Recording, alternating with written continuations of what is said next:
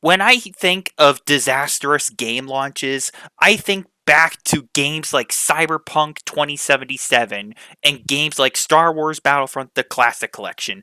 But more importantly, I think of games like Cyberpunk because that game was so bad when it first came out. It was removed from the PlayStation digital stores for like a 6 months. And now we have another disastrous game release in this dark age of modern gaming. And this time, we have a game called Mind's Eye. Now, I'm going to be honest, I have never heard of Mind's Eye. I have never played it. I have not seen any trailers for it. I've seen some people post some gameplay footage of it online, and it is pretty rough. The, the game, it looks pretty bad, so I just want to talk about Mind's Eye and how bad the game is, apparently. And apparently, it's so bad it even caught the attention of Sony to the point where they're going to be allowing refunds for people who have bought the game. No, I am not joking. A game that is so bad, Sony has considered giving PlayStation players refunds for the game. Let that sink in for a second. And I just want to throw this out there for the record. Sony is extremely strict when it comes to their refund policy, and they never allow refunds. The last time they issued a refund exception was for Cyberpunk 2077 when the game first released in 2020. And now we have another instance here with Mind's Eye because the game has been received so poorly and it has so many problems with bugs, glitches, tech issues, broken game mechanics, you name it. It's the usual song and dance with some of these games on occasion, where they just come out and they're just basically in an unplayable state. And if they are playable, then they're released in such a bad state to the point where these companies have to allow refunds for the game. And there's even an article that talks a little bit about this situation as well. So I'm going to pull up the article on my phone and I will, of course, read it to you folks. And I will leave a link in the description down below if you folks want to check it out for yourselves. But this article comes from GameRant.com. I'm going to read it to you folks and then we will discuss. Some Mind's Eye players are receiving refunds from the PlayStation Store, despite the fact that it goes against the company's usual policy. Mind Eye is the first title from the studio, Build a Rocket Boy, but its launch has somewhat of a disaster due to a huge number of performance issues, bugs, and glitches across all platforms. Players are now comparing the launch to Cyberpunk 2077, which is one of the only other games to be refunded by PlayStation due to its poor optimization on release. While some players have already opted to get their money back, Build a Rocket Boy has acknowledged the issues with Mind's Eye launch, promising to fix the various performance issues and bugs that are plaguing the game. Earlier today, the studio took to Twitter to confirm that numerous patch updates are now in development and are planned to be released over the coming weeks. The game's first update will be released for both consoles and PC between June 13th and June 15th, with the CPU and GPU performance, as my phone goes off, performance improvements, memory optimizations, and more. Build a Rocket Boy says it is heartbroken that not every single player was able to experience the game as it intended.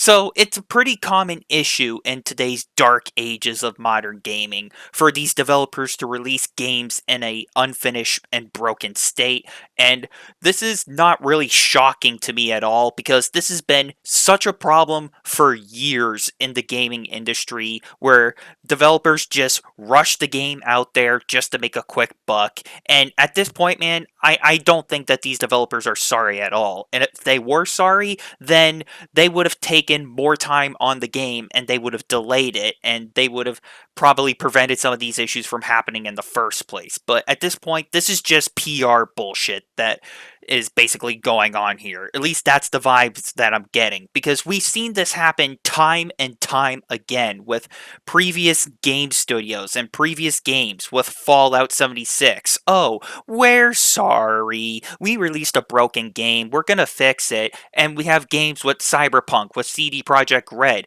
We're sorry. We released a broken game. We can't wait to fix it. And then we have games like Marvel's Avengers. We're sorry. We released a broken game. We can't wait to fix it. Or with games like Call of Duty Black Ops 6. We're sorry. We released a broken game, but we can't wait to fix it and sell you more slop in the item shop. Like, it's the usual PR bullshit. And I think we can all agree that, yeah, no one's putting up with this nonsense, and no one is accepting this apology. That this is a common fact. If you release a crappy game in a crappy state, no one's gonna buy it and no one's gonna play it, and we're gonna continue to trash on it. And as long as companies continue to release broken games, people like myself that are consumers of video game products, we're going to look at this and we're going to compare it to other game releases, and we're going to continue to think twice about buying video games, and we'll be like, okay, well, why would I want to buy this game when I could just play other games that are far better than this broken mess? You know what I'm saying? But anyway, let's continue with the article. With Mind's Eye currently infested with bugs similar to the launch of Cyberpunk 2077 and Assassin's Creed Unity, fans are now requesting refunds from the PlayStation Store, and Sony isn't saying no. As spotted by The Gamer, various users are taking to Twitter and Reddit to showcase their chat log with PlayStation, supporting regards to refunds for Mind's Eye, when one Reddit user noted that Mind's Eye does not run at the advertised 60 frames per second on the PS5 Pro. The support team said it was aware of the game's optimization troubles and that an investigation is currently underway. Another user over on Twitter also had the same luck receiving a refund. The chat log shows PlayStation acknowledged that it goes against its policy, but it was happy to make an exception due to the issues with the game. So, by the sounds of it, it seems like people are getting a refund from Sony because of the poor optimization and the poor performance of this game. I mean, it's basically the whole Cyberpunk fiasco all over again, where this game has been received so poorly that Sony has been allowing refunds for this game, given the game's poor optimization and performance, and given the game's horrible state. And like I've already said earlier in the video, Sony never gives out any refunds. They are super strict. And this is another one of those very rare instances where Sony is allowing people to get a refund for this game because it's so bad and so broken. So it makes me think, I wonder if Mind's Eye is going to get the same treatment as Cyberpunk. Will the game be removed from the PlayStation digital stores as well because of all the refunds? Or will it remain in the PlayStation digital stores? Like, back when Cyberpunk first released, it was so bad, it was removed from the PlayStation digital stores because of the poor state that the game was in. So now it makes me think, I wonder if Mind's Eye is going to get the exact same treatment as Cyberpunk, where the game gets removed from the PlayStation digital stores because it is such a bad product and such a bad game.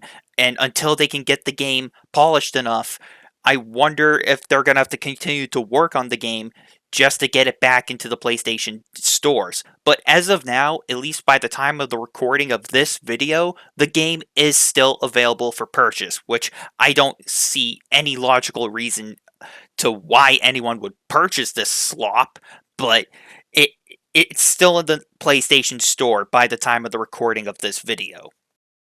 Just seeing more of these kind of games release in this kind of unplayable state is part of the reason why the game industry is in such a massive rut, because more games that come out in this kind of state that perform this bad, it makes people think twice about buying games, and it makes them think like, okay, well, why would I want to buy this game? I mean, games like Mario Kart World have just released and it's $80. So if this game is going to cost $80, then why would I want to buy this? You know what I'm saying?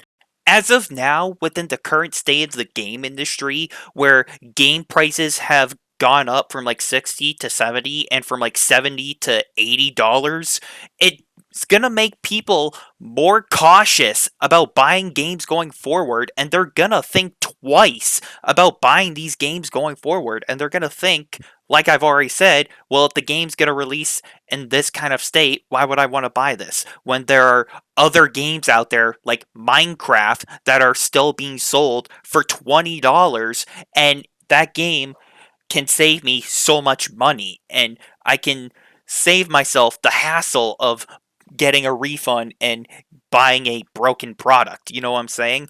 Why would I buy a broken product when I can just go buy a indie developer game like Expedition 33 that is being sold for like $50, and the quality of that game is far better and it performs far better than all these other AAA games.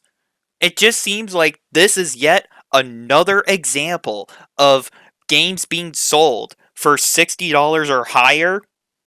It's just continuing to prove people's points on these AAA prices, and these AAA games are continuing to fail. So I would rather make a transition to indie developer companies and buy their games, because at least they're the ones that understand what good gaming is all about, and at least they release their games in a playable, polished state. So this is just yet another example of AAA games and AAA companies just falling from grace, while indie developers are going to be the ones making the hits in gaming.